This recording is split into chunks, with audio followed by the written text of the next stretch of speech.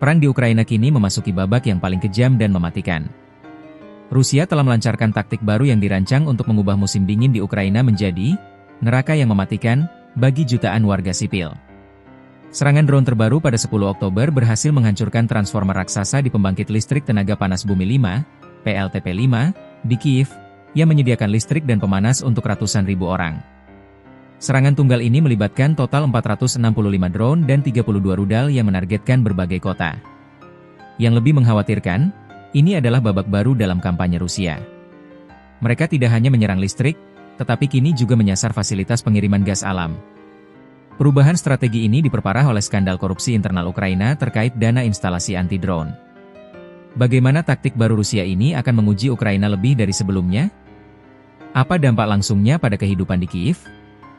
Dan seberapa parah ancaman korupsi merusak pertahanan negara? Dalam 20 menit ke depan, kita akan bedah situasi kritis ini. Serangan 10 Oktober dan perubahan strategi Rusia. Serangan pada 10 Oktober menandai babak baru dalam kampanye Rusia. Serangan ini sangat tepat sasaran. Warga setempat, seperti Mykolas Faidenko, menyaksikan ledakan dan kebakaran besar di PLTP-5, sebuah bangunan peninggalan era Soviet. Tidak ada lagi yang perlu diperbaiki, ujarnya, menggambarkan tingkat kehancuran. Taktik baru Rusia kini lebih komprehensif, tidak hanya menargetkan pembangkit listrik, transmisi, dan pemanas, tetapi juga tambang gas alam dan jaringan pipa dan reservoir bawah tanah. Menteri Energi Mykola Kolesnik mengonfirmasi serangan yang disengaja pada fasilitas pengiriman gas alam. Musuh tidak akan berhenti, katanya, setelah melihat lebih dari 6 serangan di awal Oktober, yang memaksa Ukraina untuk meningkatkan impor gas alam dari Eropa. Modifikasi senjata dan defisit pertahanan. Rusia tidak hanya mengubah target, tetapi juga senjatanya. Mereka memodifikasi drone dan rudal untuk menghindari sistem pertahanan canggih Barat. Drone, menggunakan ratusan drone perserangan, banyak yang dimodifikasi agar dapat terbang lebih cepat, di ketinggian yang lebih tinggi, dan menukik tajam ke target untuk menghindari pencegatan. Rudal dimodifikasi melalui pembaruan perangkat lunak agar menyimpang dari jalur yang dapat diprediksi dan membingungkan sistem seperti Patriot buatan AS. Modifikasi ini sangat efektif. Analisis oleh Center for Information Resilience menunjukkan bahwa tingkat intersepsi rudal dramatis. Pada Agustus, tingkat intersepsi adalah 37%, tetapi turun drastis menjadi hanya 6% pada September.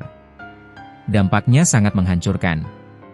Pada 28 Agustus, serangan rudal merusak pabrik drone Bayraktar di Kiev dan menghantam gedung apartemen di dekatnya, menewaskan 22 warga sipil, termasuk 4 anak-anak. Korupsi sebagai kegagalan pertahanan. Kerentanan infrastruktur energi Ukraina diperparah oleh musuh internal, korupsi. Pada awal Agustus, Badan Anti Korupsi Ukraina mengungkap skema korupsi raksasa untuk menggelembungkan biaya instalasi anti-drone hingga 30%. Anggota parlemen, pejabat kota, dan prajurit Garda Nasional terlibat dalam skema ini. Para analis, seperti Nikolai Mitrohin dari Universitas Bremen, mengatakan kasus ini menggarisbawahi kegagalan Ukraina dalam melindungi infrastruktur sejak Oktober 2022. Host, mengutip Mitrohin, alih-alih menempatkan infrastruktur di bawah tanah dalam 3 tahun, mereka menempatkan karung pasir di sekitarnya dan mencuri dana untuk pencegat drone yang tidak berarti namun mengesankan. Presiden Zelensky telah menyerukan akuntabilitas penuh dan adil, tetapi bagi para insinyur, kerusakannya sudah terlambat. Seorang insinyur yang tidak mau disebutkan namanya berkata, dilihat dari tingkat kerusakannya, kita hampir tidak akan mampu memperbaiki apa yang sedang dihancurkan. Inilah yang membuat Ukraina menghadapi musim dingin yang sangat keras. Dampak serangan terbaru sangat nyata. Pada 10 Oktober, jalur kereta bawah tanah Kiev berhenti beroperasi selama beberapa jam. Gedung apartemen dibiarkan tanpa listrik dan air. Warga Kiev kini bersiap menghadapi musim dingin yang diperkirakan akan sangat dingin dengan banyak salju, dengan cara yang putus asa, membeli bensin, powerbank, dan lampu isi ulang. Memasang tungku kayu di apartemen mereka, mengabaikan peraturan kebakaran. Menggunakan generator diesel bensin yang bau yang dirantai untuk mencegah pencurian. Bahkan pedagang sawarma, seperti Arslan Atamuradov, beralih menggunakan tabung gas alam untuk menyalakan panggangan, karena biaya listrik menjadi berlipat ganda. Taktik baru Rusia ini, yang memanfaatkan kerentanan fisik infrastruktur dan kerentanan moral internal, korupsi, menempatkan jutaan warga sipil di garis depan dalam perang yang dingin dan mematikan.